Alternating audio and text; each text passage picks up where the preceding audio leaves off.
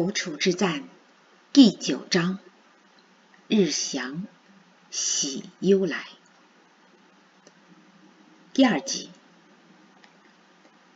宝慧说：浩恩，你想赶紧去防空洞，还是留在这里？你在哪里，我就在哪里。他说：宝慧，嫁给我吧，婚后我们一起逃难也方便啊。他刚说完，就意识到这么求婚也太不罗曼蒂克了。浩恩的身体为宝慧挡炸弹之举，终使宝慧心里的天平倒向浩恩。2个月前，美军第14航空队在滇缅战场夺得制空权，美军运输机全天候空投粮食弹药给正在向日军反攻的中国远征军。美军战斗机直接参与攻打松山、腾冲、龙陵的战斗，现已攻克怒江西岸日军松山堡垒，腾冲、龙陵已光复，远征军正向芒市进发。其实林浩恩从心里不想让这位出类拔萃的学生上前线。2年前，他在云南滇缅公路目睹第一批中国远征军从滇西前线败退的惨状，但眼下日军已打到离重庆只有10来个小时路程的独山。他想到，万不得已时，恐怕国民政府军事委员会还会动员士林大学教授上前线。邢千里，作为老师，我不鼓励学生中断学业上战场。我希望你将来出洋留学，学到本事，用知识和才智报效国家。但你既已报名，老师只好为你祈祷，愿你凯旋平安归来。林浩恩语气沉重地说，心里有一种不祥的预感，怕是再也见不着这位英俊才气横溢的学生了。看着邢千里远去的背影，想到此时正在500公里外向独山逼近的日军，林浩恩感到情势紧迫。这个周末要到南岸一趟，回家告诉父母重庆告急，也让严宝慧做好再次逃难的准备。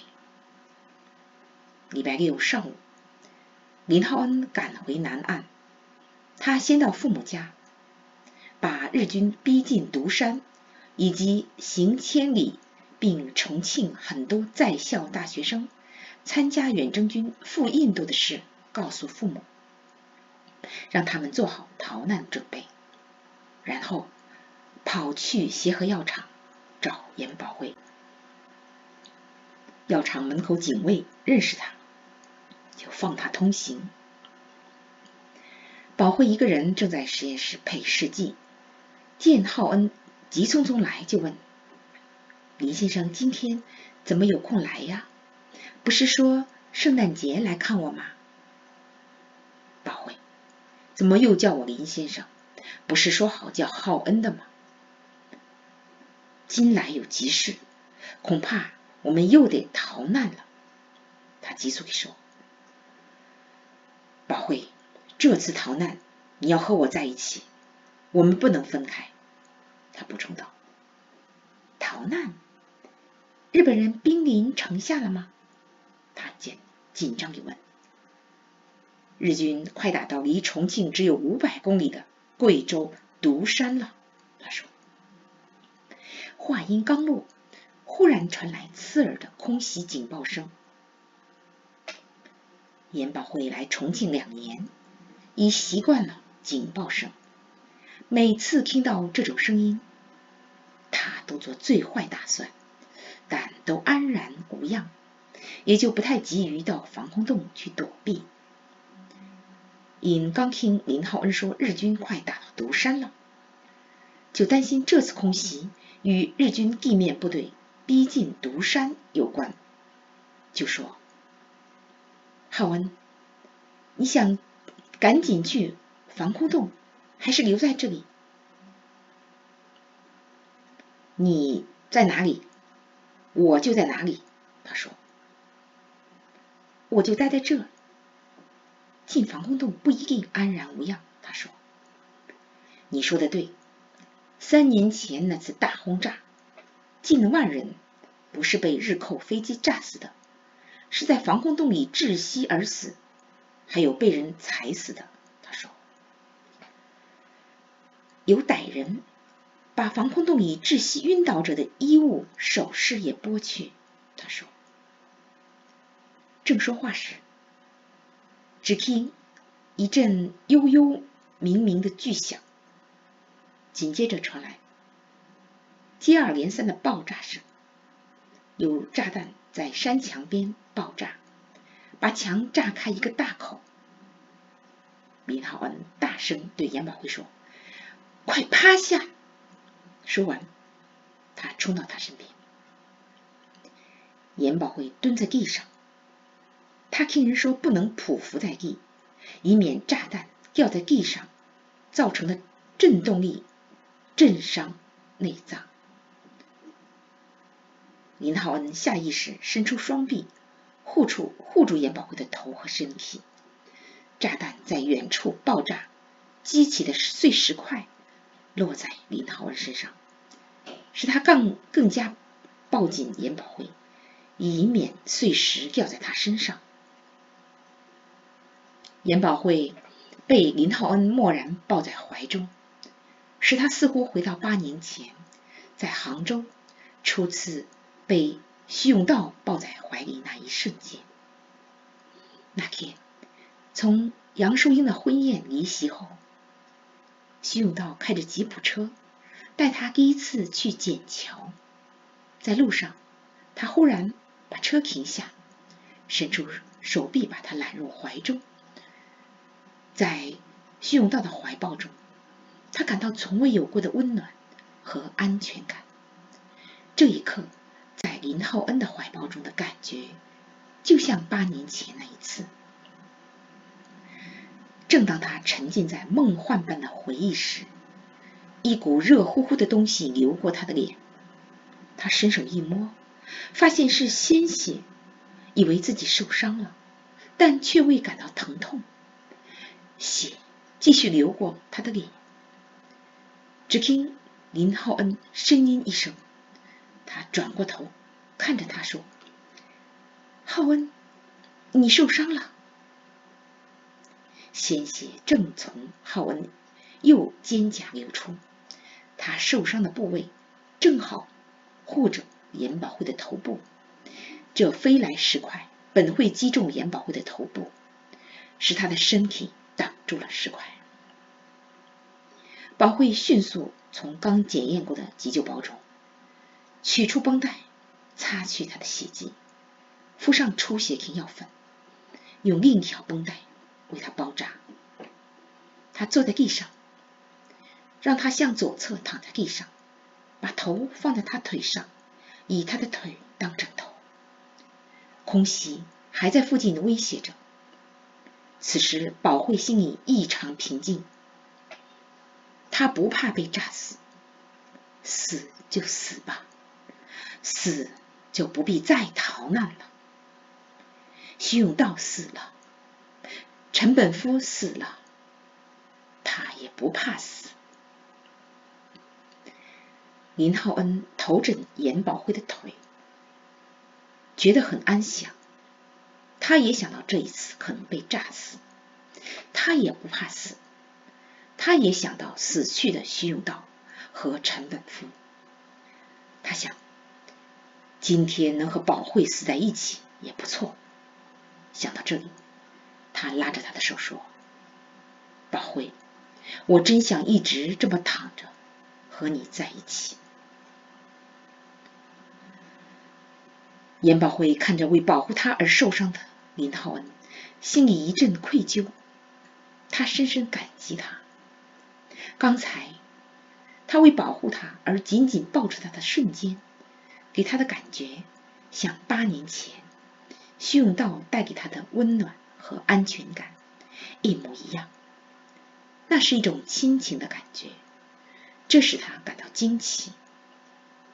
林浩恩怎么也会给他这种感觉？宝慧，嫁给我吧，婚后我们一起逃难也方便啊。他说。刚说完，林浩恩就意识到，这么求婚也太不罗曼蒂克了。林浩恩用自己的身体为严宝慧挡炸弹之举，终使严宝慧心里的天平倒向浩恩。数年来，浩恩对他的心意，他心知肚明，但他无法像爱上徐永道陈本夫一样爱上林浩恩。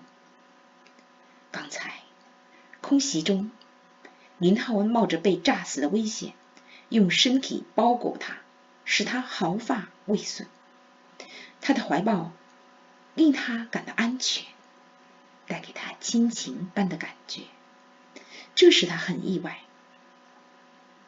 徐永道殉国后，他以为再也不会爱上别人了。徐永道殉国5年后，与徐永道有很多相似之处的陈本夫出现，爱护他，照应他，慢慢感动他。他能感觉到陈本夫比徐永道更深层次倾慕他，可以说是一种仰慕。严宝慧明白，徐永道、林浩恩自幼生活严谨，从未接触过欢场的女人，他们很自然地喜欢她这类女子。然而，陈本夫去过日本江户湾艺伎馆、中国秦淮河青楼坊，因工作过多年，经历阴暗冷酷的场面。他是军人，但骨子里是学者。在陪都与他重逢后，陈本夫内心渴望爱与善的情愫被严宝慧激发，他渴望像严宝慧一样生活在爱与善的氛围。严宝慧意识到，他因徐永道而有英雄情节，侠肝义胆的陈本夫恰好有他欣赏的徐永道式英雄符号。只因陈本夫一方面不懈追求他，同时又与他保持恰到好处的距离，使他对他的欣赏还没有升华为情侣之爱。林浩恩则与徐永道、陈本夫不同，林浩恩是谦谦君子，温和书生，贤德深慎，但缺英雄符号。可是就在刚才他为他挡炸弹的瞬间，他在浩恩身上看到他并不亚于徐永道、陈本夫的英雄符号。突如其来的英雄符号和温暖的怀抱，使严宝慧对浩恩生发与从前很不一样的感觉，使他以全新的眼光来看他。严宝慧忽然发现，只有男人才看得清男人。洞察力非凡的陈本夫在遗书中嘱咐他嫁给林浩恩，显示出林浩恩为陈本夫所看重。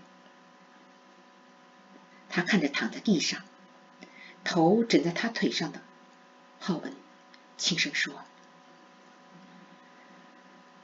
浩文，如果咱俩能一起活到抗战胜利，我就嫁给你。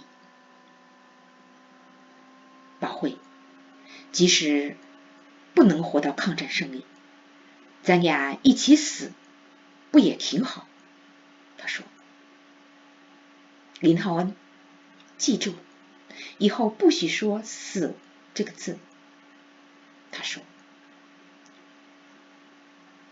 听你的，以后我绝不再说死这个字。林浩恩说。